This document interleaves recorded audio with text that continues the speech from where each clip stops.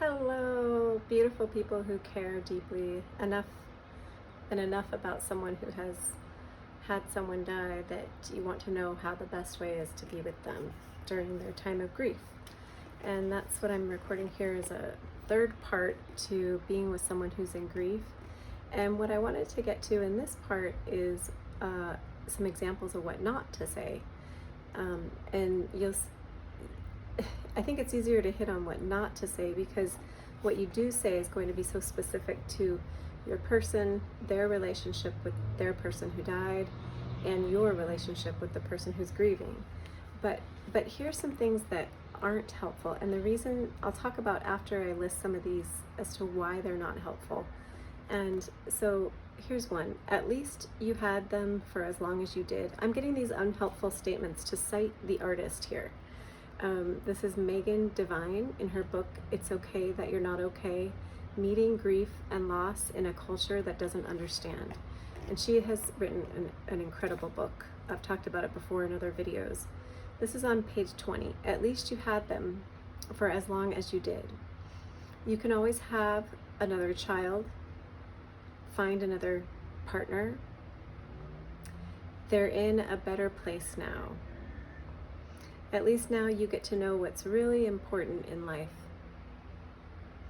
This will make you a better person in the end. You won't always feel this bad.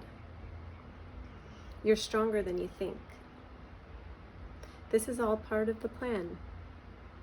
Everything happens for a reason. So, some of those statements you might have heard them and been like, well, that's kind of true. I mean, I think probably all of us have said these statements at some point, and it is true. I work with people who are grieving, and they won't always feel this bad. So that is true. The thing is, what I want to point out is it's not helpful in the moment when someone is feeling such pain and severe grief. So at this time, and maybe for months, and maybe even for years, depending on the severity of the loss and the grief that someone's experiencing, it's not helpful to say those. And the reason this author talks about, and which I have seen to be true, is that it's dismissive. So you're like dismissing what someone is feeling. You're dismissing what they're saying they're feeling, and you're dismissing the fact that it's important that they feel that.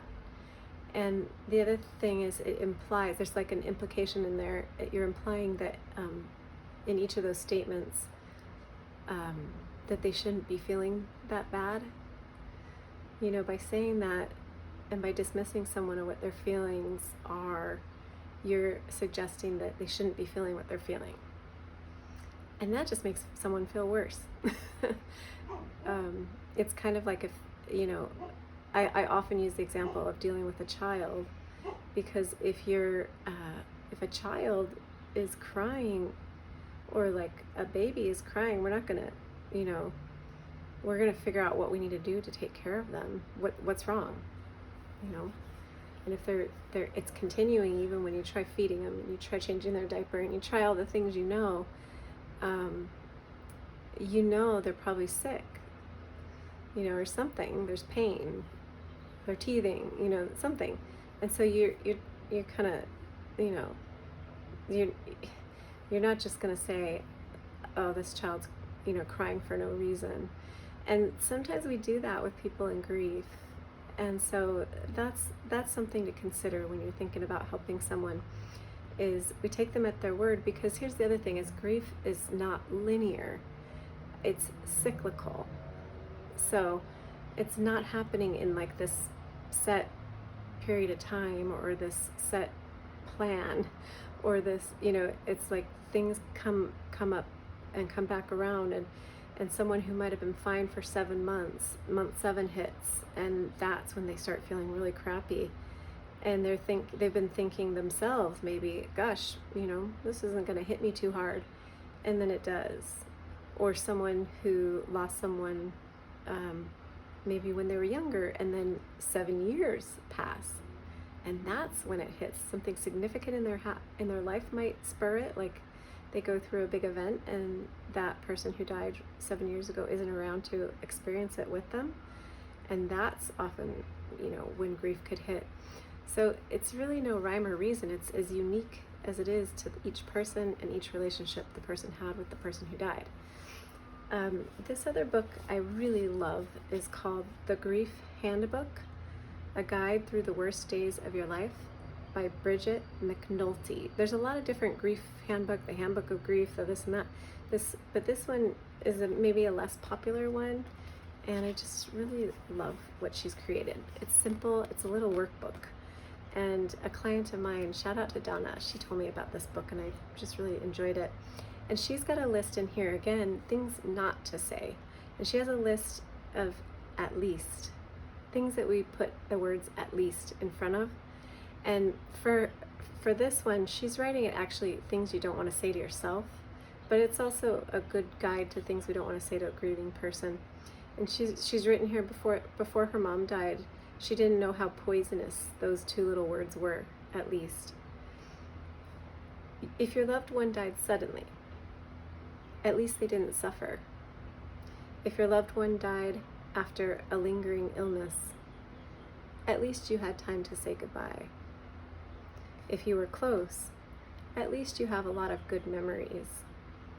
If you were estranged, at least you were used to not having them in your life. If they were old, at least they lived a long life. If they were young, at least they didn't have to face the indignities of old age. If they were your first parent to die, at least you have your other parent. If they were your second parent to die, at least you've been through this before. So in this context, of course, we're like, God, these are ridiculous. But, yeah, the truth is that it's all the most heartbreaking it could be, and the most difficult and the most challenging, or it wouldn't be grief. So there's some examples. And another thing she says in this book that I really love is she gives an example of a friend of hers, what she did that was really helpful. And this was after she'd lost her mom, and it had been a long time, like months, and this friend knew she was having a hard time, heard she was having a hard time, and rather than dismissing it, this is what she wrote to her in a text. There really isn't much you can do, and it's sucky and sad. I'm really sorry. You keep plodding along through this swamp of grief, and some days the trudging gets easier, and it seems you're nearing the edge of the swamp.